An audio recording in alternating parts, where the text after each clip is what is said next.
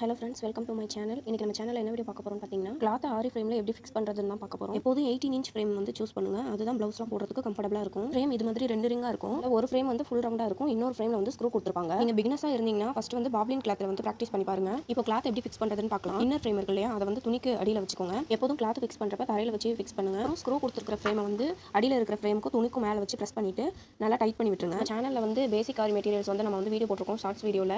நீங்கள் அதை பார்த்துட்டு இந்த வீடியோ பாருங்கள். இந்த மாதிரி நிறைய இன்ட்ரெஸ்டிங்கான வீடியோ வேணும்னா சேனலை வந்து சப்ஸ்கிரைப் பண்ணிக்கோங்க. ஸ்க்ரூவை நல்லா டைட் பண்ணதும் நம்ம வந்து ஃப்ரேமை வந்து அப்படியே திருப்பிட்டு ஒரு கையால் வந்து ஃப்ரேமை நல்லா டைட்டாக பிடிச்சிக்கிட்டு கொஞ்சம் கொஞ்சமாக கிளாத்தை வந்து இழுத்து விடணும். எங்கெங்கெல்லாம் சுருக்கம் இருக்கோ அதே மாதிரி இழுத்து விடுங்க. மறுபடியும் ஸ்க்ரூவை நல்லா டைட் பண்ணிக்கோங்க.